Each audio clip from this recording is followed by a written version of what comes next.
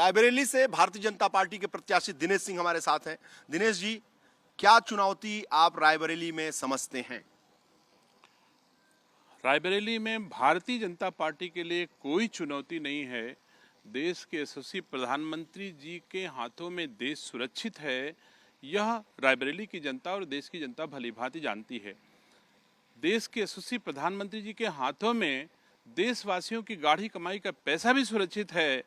इसलिए मैं समझता हूं कि मेरे सामने या भारतीय जनता पार्टी के सामने कोई चुनौती नहीं हो सकता है। गांव गली तक देश के यशस्वी प्रधानमंत्री जी की सेवाएं हैं। और दिनेश जी, अगर राहुल गांधी जैसी खबर है यहां से लड़ गया है तो? अगर राहुल गांधी की मां से दिनेश सिंह लड़े हों तो? हराए हो तो? कितने वोट से? अगर जितने वोट से हम हराए हैं, जितने वोट से सोनिया गांधी अथवा राहुल गांधी की अम्मा ने हमको हराया है, उतने से अधिक वोट से राहुल गांधी का रायबरेली से हरा के भेजने का रायबरेली जनपद के कार्यकर्ताओं ने भारतीय जनता पार्टी के कमर कस ली है। उससे अधिक वोटों से हरा करके राहुल गांधी को रायबरेली से भेजा जाएगा। अब प्रियंका गांधी लड़ गई तो? अगर प्रियंका गांधी लड़ गई तो प्रियंका गांधी को ही तो रायबरेली सबसे ज्यादा तलाश रही। अगर इस रायबरेली वासियों की सबसे ज्यादा खोज है तो वो प्रियंका गांधी को, क्योंकि वोट सोनिया गांधी को देने के गारंटर के रूप में प्रियंका गांधी थी। और सोनिया गांधी जैसे सांसद बनी वैसे प्रियंका गांधी को रायबरेली का चार्ज सौंप दिया कि आप प्रभारी हो रायबरेली की, रायबरेली वासियों की सेवा करो। प्रियंका गांधी ने अपना चार्ज किशोरी लाल शर्मा को सौंप दिया। अब पावर डेलीगेट होते चले गए। रायबरेली की जनता ने सोनिया गांधी को पावर दिया, सोनिया गांधी ने अपना पावर प्रियंका गांधी को दे दिया, प्रियंका गांधी ने अपना पावर किशोरी लाल शर्मा को दे दिया। न सोनिया मिली, न प्रियंका मिली, न किशोरी लाल शर्मा मिले। इसलिए रायबरेली की जनता बड़ी बेसब्री से प्रियंका गांधी को खोज रही। बस मिल भी जाएं तो उनसे सवाल जरूर करेगी कि 2014 में भी गारंटर प्रियंका गांधी ही थी।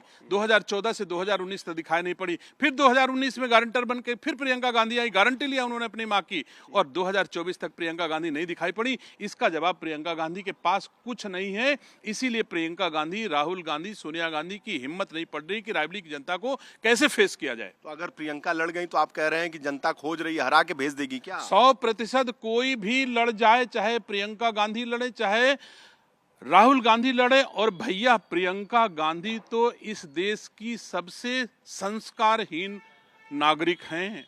आप मुझे बताओ, मुझे दुख है, इस देश के यशस्वी प्रधानमंत्री जी ने एक दिन कहा, अरे प्रियंका तो हमारी बिटिया जैसी है।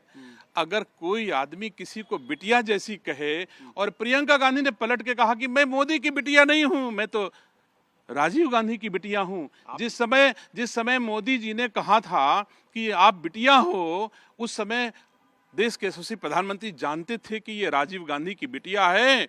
लेकिन भारतीय संस्कार संस्कृति कहती है हर बेटी में बिटिया जैसा स्वरूप दिखता है अगर कोई भारतीय संस्कार संस्कृति के साथ सेवा कर रहा है तो। और जो भारतीय संस्कार संस्कृति को नहीं जानता है उसका नाम प्रियंका गांधी है। रायबरेली की जनता इस संस्कारहीन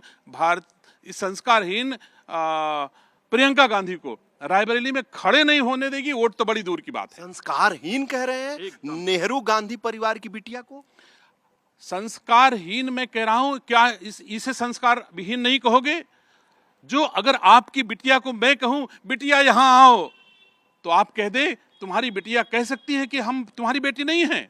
कह सकती है।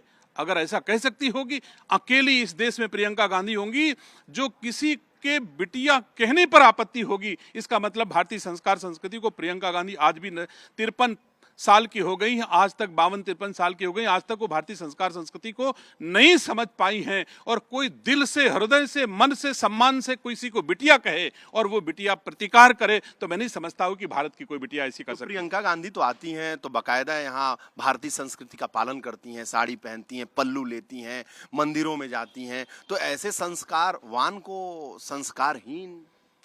क्या जो मैं कह रहा हूं वो देशवासियों ने नहीं देखा क्या?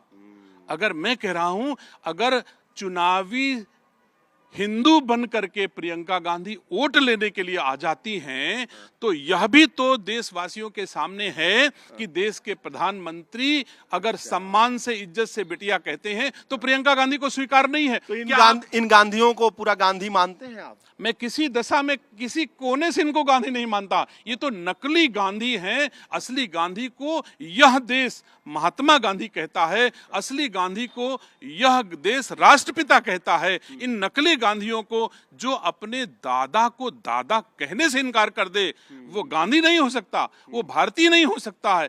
जिससे वोट मिलती है उसको ये पिता कहती हैं, दादी कहती हैं। दादी के नाम पर वोट मांगने आ जाती हैं, पिता के नाम पर वोट मांगने आ जाती हैं, दादा के नाम पर क्यों नहीं वोट मांगती? जो इस रायबरेली के सांसद थे फिरोज गांधी, उनके नाम पर कभी प्रियंका गांधी क्यों नहीं वोट मांगती? राहुल गांधी क्यों नहीं वोट मांगते? दादा वोट देने लायक नहीं है तो दादा दादा ही नहीं है। ऐसे लोग भारतीय संस्कार संस्कृति को क्या जान पाएंगे, आप मुझे बताइए। तो ये आपकी जो जीत की आप दावा कर रहे हैं, कितने की जीत होगी? हम ये मान रहे हैं कि जितने वोट से सोनिया गांधी ने भारतीय जनता पार्टी को हराया है, उससे अधिक वोटों से कांग्रेस का जो भी प्रत्याशी आएगा रायबरेली की जनता हराएगी।